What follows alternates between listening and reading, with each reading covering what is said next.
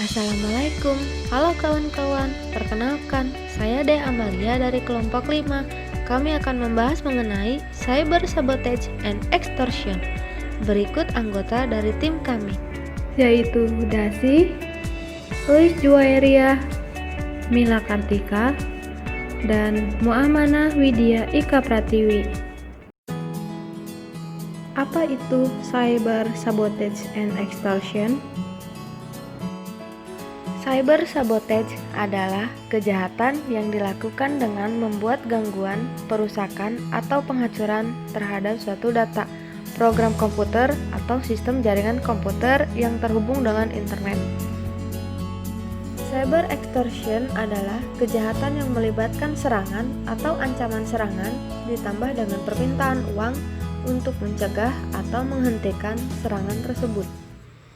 Cyber sabotage and extortion alias kejahatan sabotase dan pemerasan ini dilakukan dengan menyusupkan suatu logic bomb, virus komputer atau suatu program komputer tertentu, sehingga data program komputer atau sistem jaringan komputer tidak dapat digunakan, tidak berjalan sebagaimana mestinya atau berjalan sesuai yang diinginkan pelaku.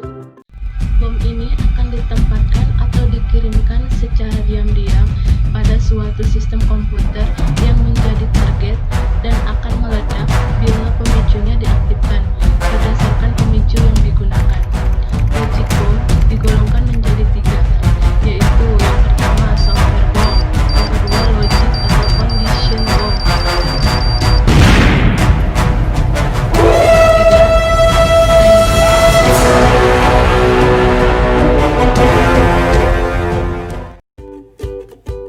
Mengapa cyber sabotage and extortion itu terjadi? Penyebab utama cybercrime 1. Akses internet yang tidak terbatas. Di zaman sekarang ini, internet bukanlah hal yang langka lagi, karena semua orang telah memanfaatkan fasilitas internet. Dengan menggunakan internet, kita diberikan kenyamanan, kemudahan dalam mengakses segala sesuatu tanpa ada batasannya. Dengan kenyamanan itulah yang merupakan faktor utama bagi sebagian oknum untuk melakukan tindak kejahatan cybercrime dengan mudahnya. 2. Kelalaian pengguna komputer. Hal ini merupakan salah satu penyebab utama kejahatan komputer. Seperti kita ketahui, orang-orang menggunakan fasilitas internet selalu memasukkan semua data-data penting ke dalam internet, sehingga memberikan kemudahan bagi sebagian oknum untuk melakukan kejahatan. 3. Mudah dilakukan dengan risiko keamanan yang kecil dan tidak diperlukan peralatan yang super modern. Inilah yang merupakan faktor pendorong terjadinya kejahatan di dunia maya. Karena seperti kita ketahui bahwa internet merupakan sebuah alat yang dengan mudahnya kita gunakan tanpa memerlukan alat-alat khusus dalam menggunakannya. Namun pendorong utama tindak kejahatan di internet yaitu susahnya melacak orang yang menyalahgunakan fasilitas dari internet tersebut. 4. Para pelaku merupakan orang yang pada umumnya cerdas, mempunyai rasa ingin tahu yang besar, dan fanatik akan teknologi komputer. Hal ini merupakan faktor yang sulit untuk dihindari, karena kelebihan atau kecerdasan dalam mengakses internet yang dimiliki seseorang di zaman sekarang ini banyak yang disalahgunakan demi mendapatkan keuntungan semata, sehingga sulit untuk dihindari. 5. Sistem keamanan jaringan yang lemah. Seperti kita ketahui bahwa orang-orang dalam menggunakan fasilitas internet kebanyakan lebih mementingkan desain yang dimilikinya dengan menyepelekan tingkat keamanannya. Sehingga dengan lemahnya, sistem keamanan jaringan tersebut menjadi celah besar sebagian oknum untuk melakukan tindak kejahatan. 6. Kurangnya perhatian masyarakat. Masyarakat dan penegak hukum saat ini masih memberikan perhatian yang sangat besar terhadap kejahatan konvensional. Pada kenyataannya, para pelaku kejahatan komputer masih terus melakukan aksi kejahatannya. Hal ini disebabkan karena rendahnya faktor pengetahuan tentang penggunaan internet yang lebih dalam pada masyarakat. Siapa pelaku cyber sabotage and extortion? Pelaku cyber sabotage and extortion tentunya yang memiliki niat jahat dalam hatinya, biasanya karena sakit hati, dendam, atau hanya sekedar mencari keuntungan. Contoh kasus cyber sabotage adalah kasus penyebaran spam. Menurut perusahaan antivirus, bom Randex menyebar dengan cara mendobrak virus komputer yang tidak terproteksi dengan baik. Menurut perusahaan antivirus F-Secure, komputer yang rentan terhadap serangan bom ini adalah komputer-komputer yang menggunakan password yang mudah ditebak. Begitu menginfeksi, bom akan merubah konfigurasi Windows sehingga bom ini langsung beraksi begitu Windows aktif. Bom ini juga menginstal vektor pada komputer yang disusun ini, dan ini membuat bom kesempatan mengenai dan menggunakan kegiatan print atau ungkap Indonesia.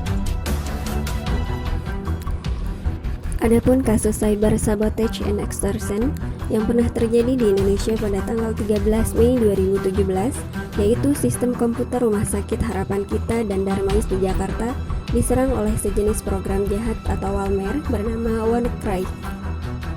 Dalam siaran pers yang diunduh di situs resmi Kementerian Komunikasi dan Informatika atau Kominfo, dijelaskan bahwa WannaCry merupakan jenis ransomware serangan dengan modus meminta tebusan sejumlah uang kepada korban. WannaCry menyerang dengan cara mengunci komputer korban atau mengekskrip semua file yang ada sehingga tidak bisa diakses kembali. Dan data tebusan yang diminta adalah dengan pembayaran Bitcoin yang setara dengan 300 US dollar. Di mana cyber sabotage dan extortion itu terjadi, investigasi cyber sabotage dapat dilakukan untuk berbagai tindakan, dari pos jaringan berbahaya dan memfitnah sosial, sepanjang jalan sampai ke informasi konsumen hacking dan bocor dari perusahaan, seperti nomor kartu kredit atau rahasia industri. Berikut adalah beberapa cara yang merusak maya sabotase dapat digunakan. Pertama, mengirimkan palsu. Terus yang kedua, informasi negatif atau berbahaya melalui website, jejaring sosial, atau blog. Terus yang ketiga, mengganggu atau menyesatkan publik atau pihak berwenang tentang identitas seseorang, baik untuk menyakiti reputasi mereka atau untuk menyembunyikan seorang kriminal. Terus yang keempat adalah hacktivist, menggunakan informasi yang diperoleh secara ilegal dari jaringan komputer dan internet untuk tujuan politik, sosial, dan aktivis. Kelima, cyber terorisme bisa menghentikan, menunda, dan mematikan mesin yang digunakan oleh komputer, seperti pembangkit listrik tenaga nuklir di Iran yang hampir ditutup oleh hacker pada tahun 2011. Terus yang keenam, membombardir sebuah website dengan data sampai kewalahan dan tidak mampu menyelesaikan fungsi dasar dan penting. Terus yang terakhir, yang ketujuh, tidak peduli apa bentuk cyber sabotage yang mengambil efek selalu berbahaya, dan jika terus cyber sabotage dapat mengakibatkan pencemaran nama baik karakter, fitnah, kerugian finansial, dan berkurang moral. Investigasi cyber sabotage oleh ICS diambil sangat serius dengan tujuan mencari pelaku sabotase dan memberikan bukti metode yang digunakan. Hal ini juga penting untuk mencari informasi tambahan atau bahan curian yang belum dirilis. Sebuah penyelidikan menyeluruh oleh ICS memungkinkan melibatkan pemulihan data dan pemulihan file yang dihapus, penanggulangan surveillance teknis atau TSCM, dan IP pelacakan. Bagaimana solusi mengurangi kejahatan cyber sabotage and extortion? Upaya-upaya penanggulangan cybercrime yaitu 1. Pengamanan sistem yang kuat. Seperti membangun sebuah keamanan sistem merupakan sebuah langkah-langkah yang utama dan terintegrasi pada keseluruhan subsistemnya, dengan tujuan dapat mempersempit atau bahkan menutup adanya celah-celah unauthorized action yang merugikan. Pengamanan secara personal pengamanan akan adanya penyerangan sistem melalui jaringan.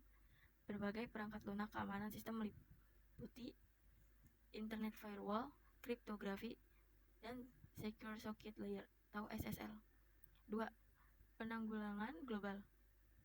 Beberapa langkah penting yang harus dilakukan setiap negara dalam penanggulangan cybercrime adalah melakukan modernisasi hukum pidana nasional beserta hukum acaranya, meningkatkan sistem pengamanan jaringan komputer nasional sesuai standar internasional, meningkatkan pemahaman serta keahlian aparatur penegak hukum mengenai upaya pencegahan, investigasi, dan penuntutan perkara-perkara yang berhubungan dengan cybercrime, meningkatkan kesadaran warga negara mengenai masalah cybercrime serta pentingnya mencegah kejahatan tersebut terjadi, meningkatkan kerjasama antar negara baik bilateral, regional, maupun multilateral dalam upaya penanganan cybercrime.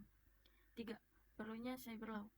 Cyber law adalah hukum yang digunakan di dunia maya yang diasosiasikan dengan internet yang isinya mengupas mengenai aspek-aspek aktivitas manusia pada saat menggunakan internet dan memasuki dunia maya atau cyber, namun diartikan secara sempit kepada apa yang diaturnya.